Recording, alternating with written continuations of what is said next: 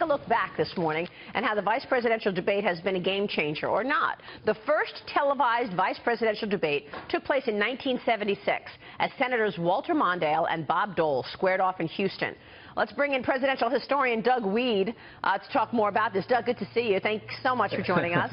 Thanks, Maria. So we want to go through some of these because I think some of them really resonate. Let's start with then Vice President George H.W. Bush and Congressman Geraldine Ferraro in 1984. Here's a snippet. Got to get your reaction. Let me help you with the difference, Ms. Ferraro, between Iran and the embassy in Lebanon. Let me just say, first of all, that I almost resent, Vice President Bush, your patronizing attitude that you have to teach me about foreign policy. Doug, many thought Vice President Bush was patronizing, but why didn't this tip the scale for the Democrats in the election?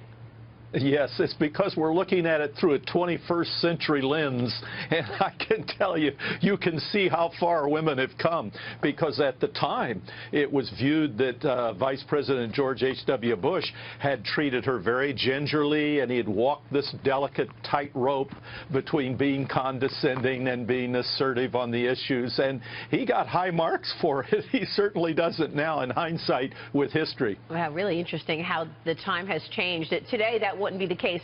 In 1988, Doug, Senator Lloyd Bentsen questioned Senator Dan Quayle's qualification to serve as vice president. Watch this. Senator, I served with Jack Kennedy. I knew Jack Kennedy. Jack Kennedy was a friend of mine. Senator, you're no Jack Kennedy. That was really uncalled for, Senator. You're the one that was making the comparisons, Senator. That was probably one of the most infamous exchanges, right, Doug? What lessons can Mike Pence and Tim Kaine take away from that?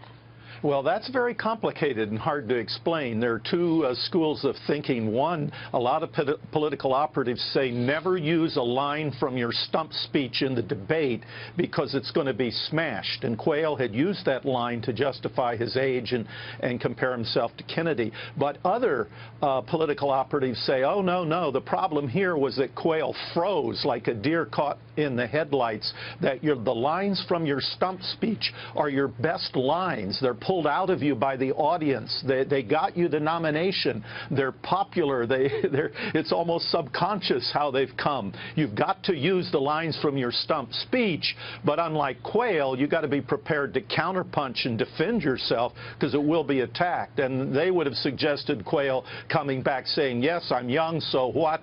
The Reagan-Bush revolution has turned the economy around. We don't want to go back to the old days of double-digit inflation with Jimmy Carter. If the Democrats don't want the young people, the Republicans will take them. But instead, he froze. And so there's a double lesson there and a debate over what's the best way to respond. Okay, so fast forward to 1992. There was a three-way debate between incumbent Vice President Dan Quayle, Al Gore, and independent candidate Vice Admiral James Stockdale. Watch this.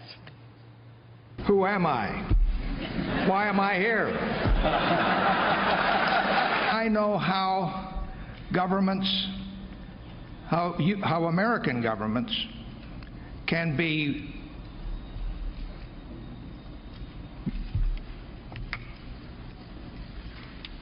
courageous and how they can be callow, and that's important.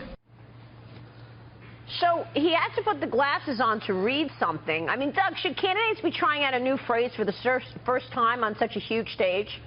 No, you're absolutely right, was Maria. Weird.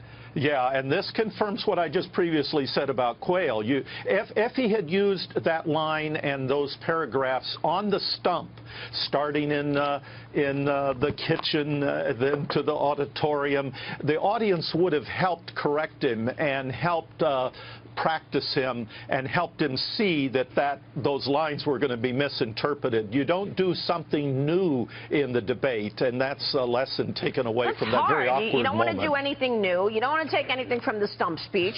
Okay, so I want to get the panel involved after this one because this is really a good one. Vice President Joe Biden and Governor Sarah Palin meet in a highly anticipated face-off in 2008. Let's listen.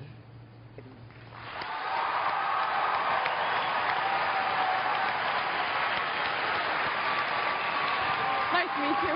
Hey, can I call you Joe? You can okay, call me. good. Thanks. Thank you. Thank you, Gwen. Thank you. Thank you.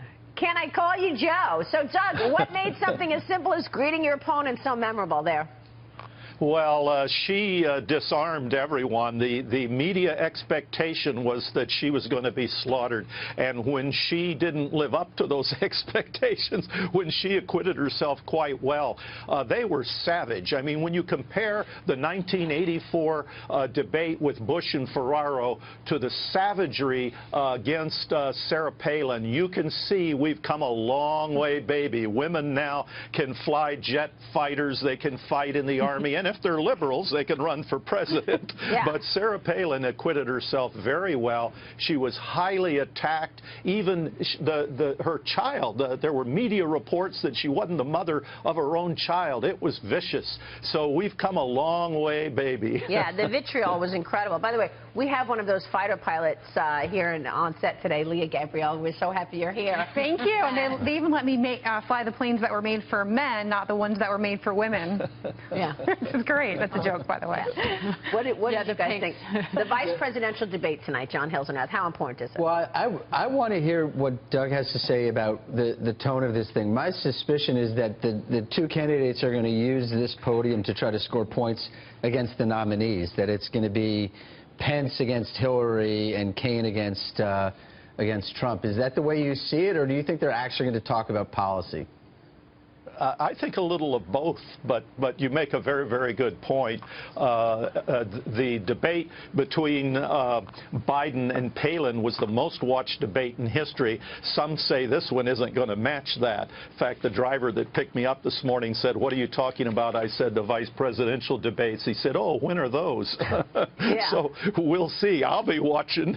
The one thing about these vice presidential debates is they make a lot of noise, and usually there are gaffes. Some people say they'll do no harm tonight, and they'll try to get through it without a gaffe. I just want to point out one thing on the TV ratings, that the Sarah Palin-Joe Biden debate was the only VP debate to eclipse the average Nielsen rating of the presidential debates in that year, according to the Wall Street Journal. Wow. Well, so it actually topped the average. Dynamic character, so everyone wanted to see how Sarah Palin did. Well, I think that John McCain and Barack Obama were plenty dynamic. And so the fact that they eclipsed the average of those debates, that was pretty. That was. Doug, quick question though. Do you see that these debates, these vice presidential debates, really move the needle though? You know, the 1988 Quayle, Bentsen, you know, that quip. I think the Democrats still lost 40 of 50 states in that election. Yeah, not only do the debates not move the needle, the selection of the vice president doesn't move the needle in my lifetime. Only John Kennedy's selection of LBJ in 1960 probably made a difference in the national election. It definitely did. But other than that, now in a close election with hanging chads, anything, everything can matter. Yeah, it sure can. All right, Doug, thank you so much. Great analysis from you. We appreciate it. Thank you, Doug Maria. Wead,